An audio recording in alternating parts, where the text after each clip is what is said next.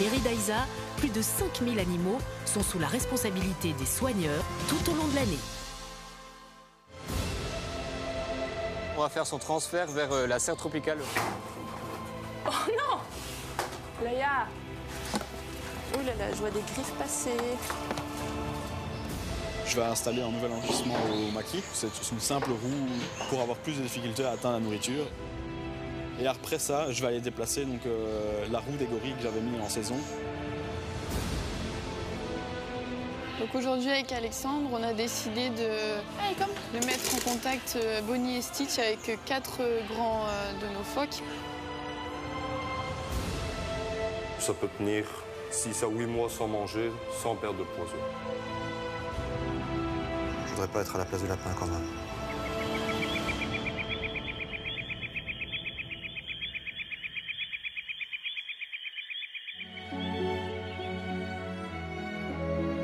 Aujourd'hui, la journée débute dans la serre Oasis, tout en douceur.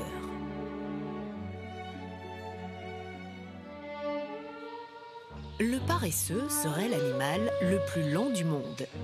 Il passe 80% de son temps à dormir. Il est arboricole et ne descend sur terre que pour changer d'arbre quand il n'y a plus assez de feuilles à manger. Le paresseux de Peridaisa est un paresseux à 2 doigts. Ses membres sont terminés par des griffes incurvées. Il s'en sert pour couper la végétation et s'accrocher aux branches. Mademoiselle Laïa ne le sait pas encore, mais d'ici quelques heures, elle va déménager. Olivier, son soigneur, l'a isolé avant son transport. On va faire son transfert vers la serre tropicale prochainement. Et on va essayer de lui rapporter un meilleur biotope, donc un biotope plus tropical que subtropical comme dans l'Oasis. Et c'est pour ça la serre tropicale peut très bien convenir. Même si elle est un peu plus petite, la serre, ça reste quand même un très bel espace pour un paresseux, et même 2 paresseux prochainement, je l'espère.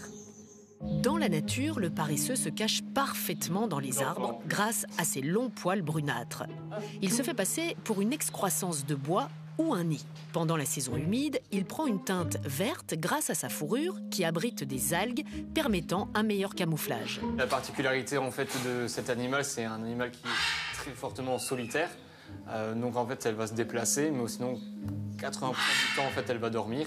Et après, sinon, c'est se déplacer, manger. Et normalement, aux environs d'1 fois semaine, en fait, elle descend au sol pour aller faire ses besoins. Donc voilà, c'est assez rare, mais voilà, c'est le système paresseux qui est très très lent, donc c'est comme ça. Martial pour Olivier.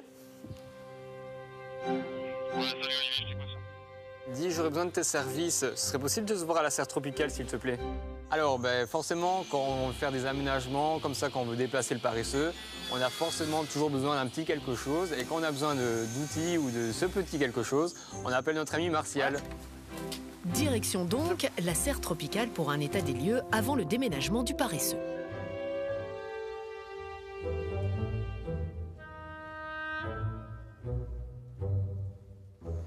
Ça va?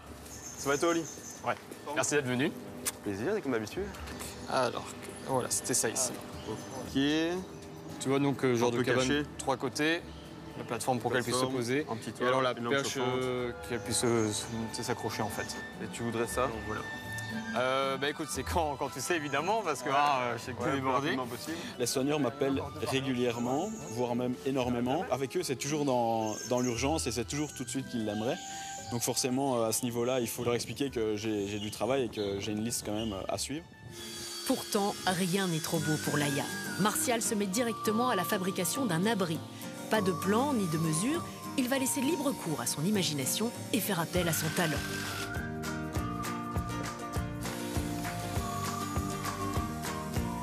J'espère que ça va lui plaire, j'espère juste que ça sera assez haut pour qu'il puisse se suspendre. Au milieu, on va mettre une traverse pour que, avec un quart de rond pour que sa griffe puisse bien prendre la forme.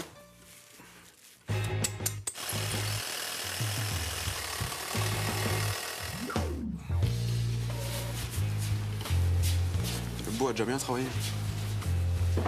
Et voilà le travail. Le menuisier embarque sa dernière création pour une livraison express.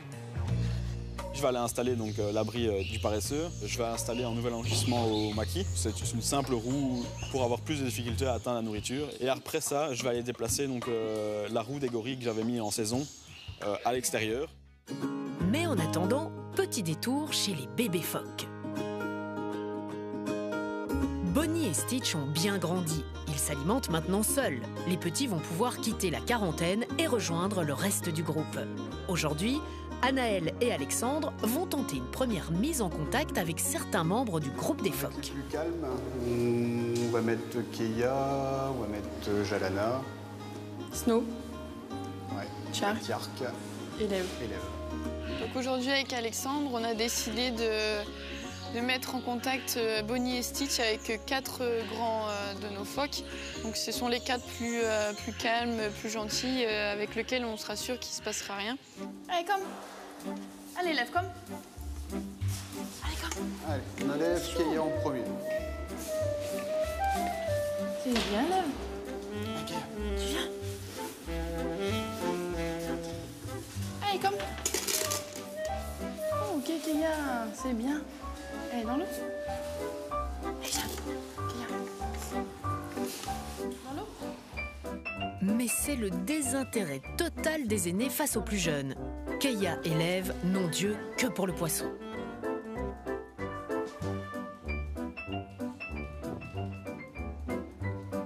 Donc Lève n'a pas été vraiment très intéressé par les bébés, mais il n'y a pas eu de signe d'agressivité avec les bébés, donc ça c'était le bon point positif. Je suis pas sûre qu'ils aient fait très attention à eux. Tu veux pas rester avec les petits, toi? Les soigneurs n'insistent pas. Les grands retournent dans le bassin extérieur. Pas de coup de foudre au premier regard. Il est un peu timide, donc du coup il va pas forcément faire attention aux bébés. Ça veut pas dire qu'il va les rejeter, c'est qu'il en a... Il s'intéresse pas pour le moment aux bébés, quoi. Mais c'est pas grave, c'est pas gênant, ça va se faire au fur et à mesure. Mais là on va aller chercher les 2 petits de l'année dernière, ça ira peut-être mieux. Allez, Keia. Hop. Allez. On rentre. Ok, ah, il y a Lucky. Je connais pas. Tu viens? C'est bien, Jana. C'est très bien. Tiens. Ok, Jana. Les jeunes Jalana et Snow semblent plus enthousiastes et plongent directement accueillir leurs nouveaux copains. Shark, il a l'air bien. Ça se passe bien.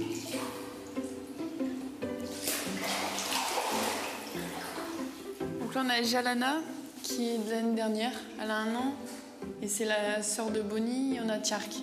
Donc ouais, on va les mettre un peu tous les jours en contact, histoire qu'ils s'habituent et que le contact se fasse doucement, mais se fasse bien.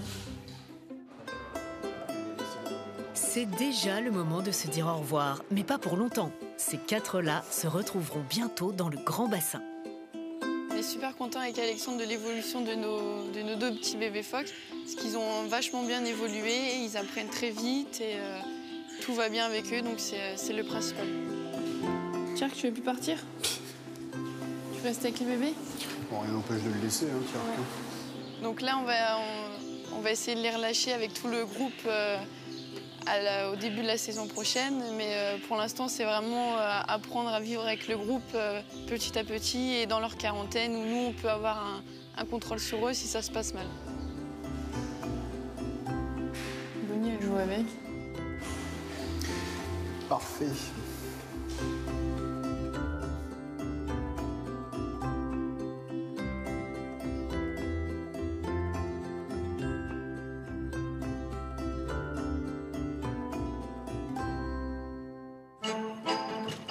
Martial, le menuisier du parc, part livrer l'abri du paresseux. Mais avant, il passe installer une nouvelle attraction pour les Makikata.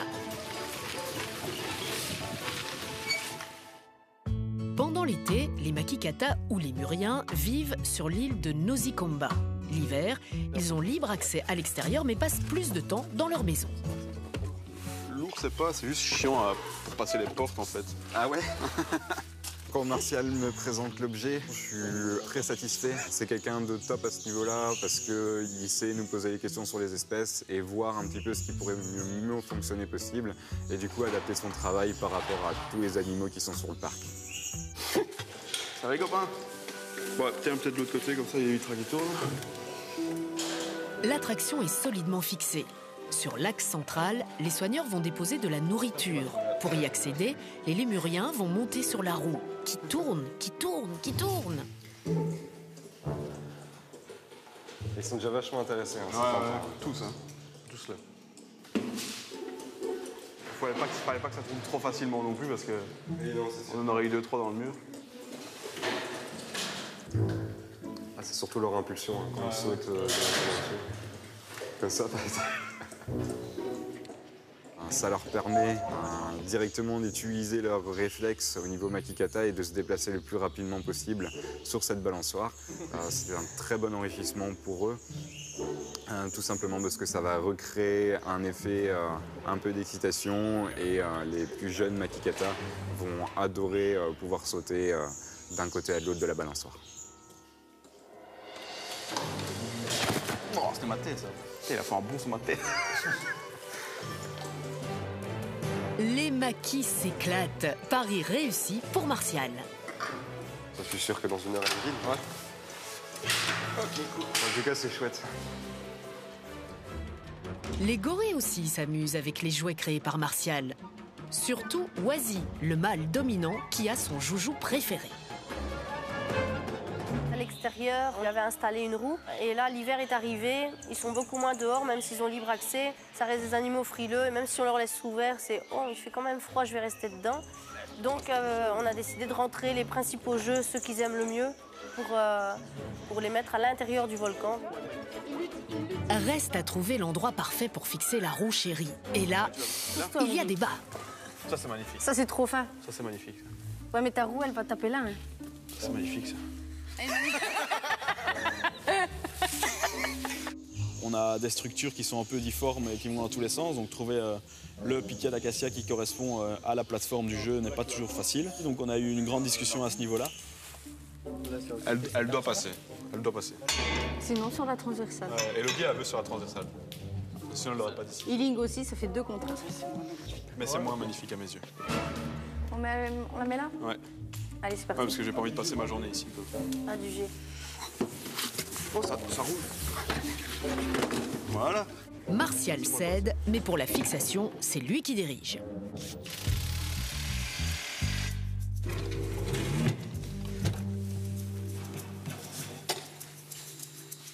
Reste à remplir la roue de gourmandise et le tour est joué.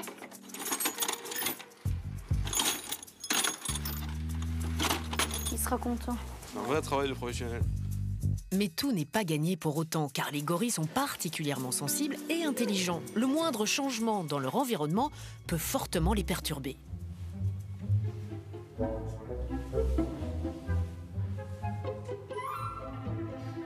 Quand on les a lâchés, forcément, il y a eu toujours ces petits regards « Ah, il y a quelque chose de nouveau ».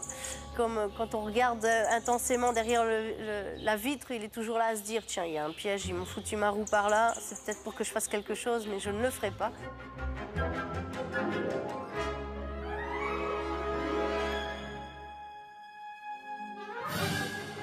Effectivement, Oazy repère la roue et s'en approche, mais il se méfie. Bon, allez, je suis parti alors. Merci beaucoup. Ouais. À la prochaine. Bien sûr.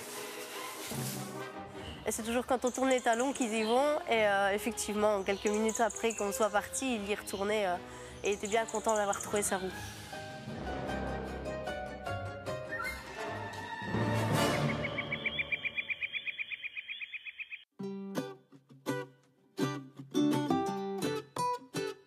La tournée du menuisier continue dans la serre tropicale.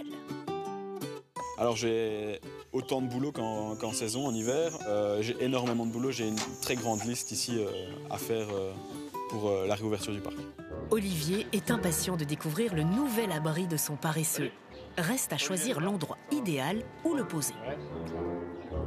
Bah écoute, je pense qu'à peu près là où est l'oiseau, là. Ouais. Bon, un petit peu plus, un peu plus loin. Ça va être compliqué. Alors comme à l'habitude d'Olivier, il a décidé de le mettre extrêmement haut, ce que je peux comprendre pour l'animal. Après pour moi c'est d'autant plus compliqué. Parce que ça glisse dans tous les sens. Et oui, pas si simple de grimper là-haut quand on n'est pas un paresseux.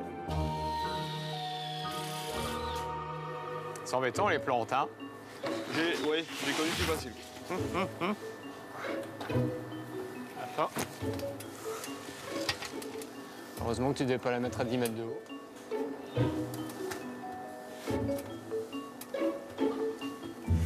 Punaise. Bon, Olivier, pas trop souvent. Ça te convient? Parfait. T'as eu peur, hein? Un petit peu quand même. Non, non, regarde, en plus, t'as les petits singes là qui sont déjà curieuses. Ouais. J'aime bien encore. Non, non, ouais. Super. Cool. Merci, bon après-midi à vous. Mais à toi aussi. Et bon courage pour vos aventures. Hein. Salut. Hein. Salut.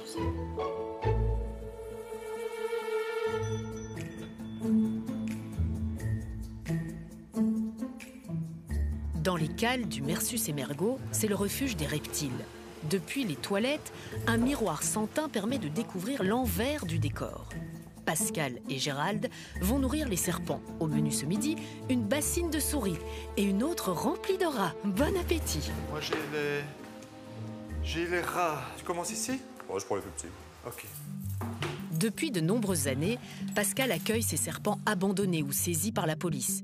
Il ne peut pas tous les exposer dans les vivariums, mais chacun est bichonné par le soigneur.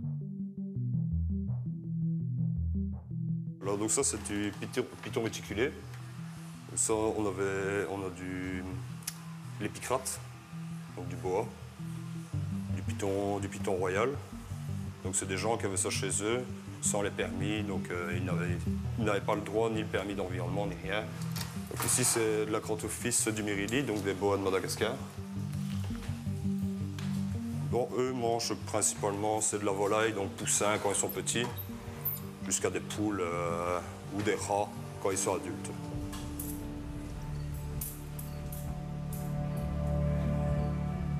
L'animal repère vite son déjeuner et l'attrape avec une vitesse impressionnante.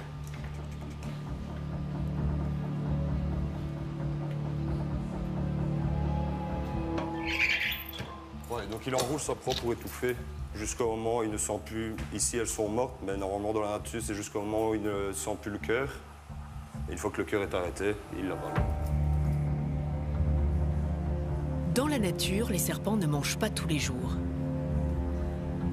En soi, même s'ils ne mangent pas une semaine, c'est pas grave non plus, quoi. C'est pas en une semaine qu'ils perdent du poids. En plus, des pythons régus, ça peut tenir 6 à 8 mois sans manger, sans perdre de poids. C'est les seuls serpents qui arrivent à le faire. Après avoir étouffé sa proie en s'enroulant autour d'elle, le reptile l'engloutit lentement par déglutition répétée. La digestion peut durer plusieurs jours en fonction de la taille de l'animal avalé.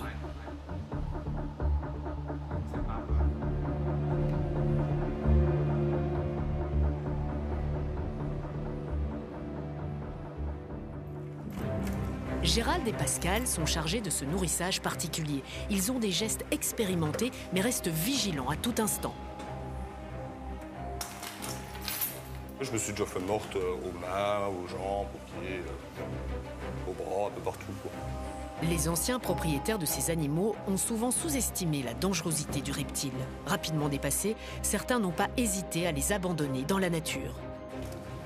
C'est déjà de très belles couleurs. Oui, c'est pas moi qu'il faut essayer d'avoir. Voilà. Donc j'attends un petit peu pour voir. Je tire un petit peu sur le rat pour qu'il le prenne vraiment bien et qu'il le tienne, qu'il s'enroule à la limite en l'entour. Ainsi, je suis au moins sûr et certain qu'il va le garder et le manger. Avec plus de 200 pensionnaires à nourrir dans la quarantaine, les soigneurs ne chôment pas. On joue à Fort Boyard. Ouais. C'est les clés du paradis. Ça reste quand même un animal qui peut mordre, donc autant que ce soit bien sécurisé,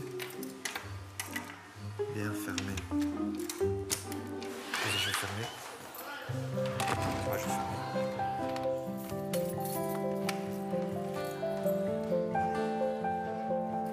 Le dernier à être servi, c'est le python réticulé, le plus grand serpent du monde. Il mesure entre 4 et 9 mètres et peut peser jusqu'à 140 kilos. Il est capable d'avaler une proie de la taille d'une chèvre. Ici, gros. Ici, c'est toi la vedette. Allez, hop. Aujourd'hui, pas de Allez, biquette ici. pour le python, mais Ici. du lapin, en espérant que le menu satisfasse monsieur. Attends, on va essayer de le mettre là-bas. Après de GG, c'est lui qui a le lapin. Allez. Voilà. fin, pas fin.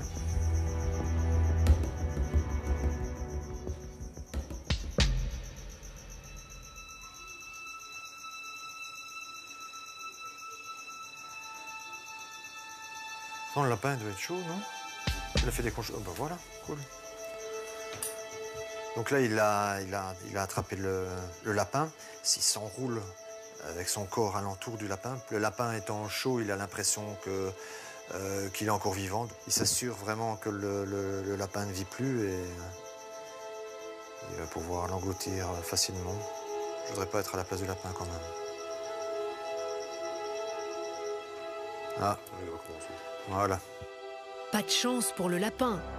Mais le python aussi est en danger. Sa peau, au motif complexe, est l'objet de toutes les convoitises pour la fabrication d'objets en cuir. Depuis quelques années, l'Union européenne a interdit l'importation des peaux prélevées sur les pythons de Malaisie.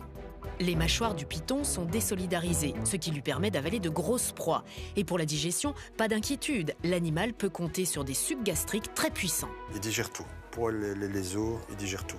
Donc ça sort, c'est un excrément, quoi. Voilà. Assez sympa d'ailleurs, vu la taille du lapin, donc il en ressort plus ou moins la même taille. La même taille que le lapin, quoi. Voilà. La digestion de ce lapin prendra 1 semaine au python.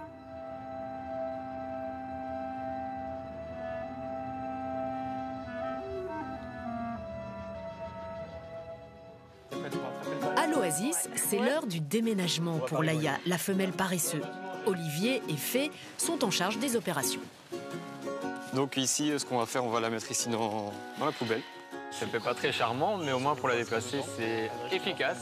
On va donc venir mettre la poubelle juste en dessous d'elle.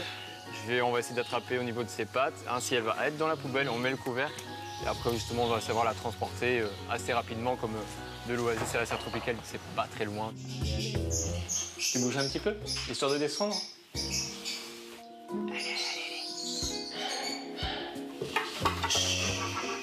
Allez. Pas facile de déloger Laïa. Il va falloir passer au plan P. P comme poubelle. Bon, la manière douce, on pourrait attendre 3 heures, je pense. Je sais bien. Essayez. Hein.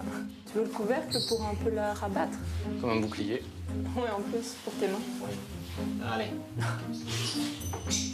Voilà, c'est de la rabattre. Bien vu. Voilà. Pour justement essayer de la stimuler, j'ai fait justement qu'il me passe le couvercle de la poubelle afin aussi de la bouger et en même temps de me protéger parce que un petit coup de patte, et parfois ça peut faire mal. Donc ce couvercle il nous a bien servi quand même. Oh non! Laïa! Ouais. Ouh là là, je vois des griffes passer. Dans la poubelle, elle pèse en plus ou moins 5 kilos, on va dire.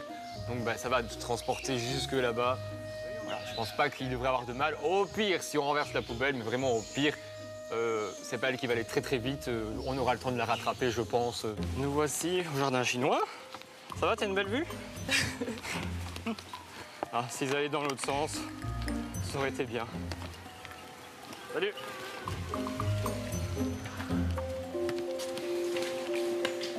Voici la nouvelle demeure de Laïa. Plus que quelques mètres avant de retrouver un arbre pour y grimper et se reposer de ce petit voyage. Se déplacer de 100 mètres, même porté par des soigneurs, c'est trop d'efforts pour notre paresseux. Voilà. Débrouillez-vous maintenant. Ouais, c'est bien. Ça, on pourra bien s'amuser, faire ses griffes. Ça?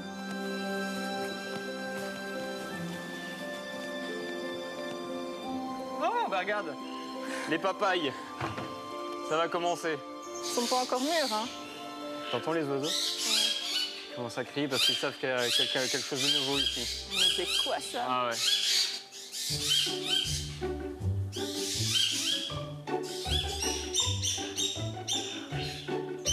Ils viennent tous la voir.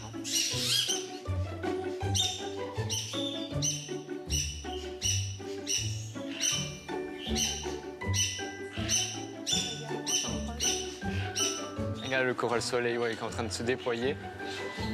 c'est un comportement tout à fait normal des autres animaux. C'est parce qu'ils sont chez eux et vont, comme on va dire, lancer un signal d'alarme pour dire « Oula, il se passe quelque chose, il y a quelque chose de nouveau, est-ce que c'est dangereux ou pas ?» Bon, ben, de toute façon, allez, c'est l'histoire de juste 1 heure ou 2 et après, justement, tout le monde va se calmer et ce sera beaucoup plus calme par la suite. Bientôt, un mâle paresseux rejoindra Laïa pour filer le parfait amour.